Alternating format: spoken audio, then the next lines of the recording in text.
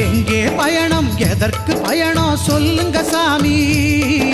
சபரிமலைக்கு புனித பயணம் போறோம் சாமி எங்கே பயணம் எதற்கு பயணம் சொல்லுங்க சாமி சபரிமலைக்கு புனித பயணம் போறோம் சாமி யாரை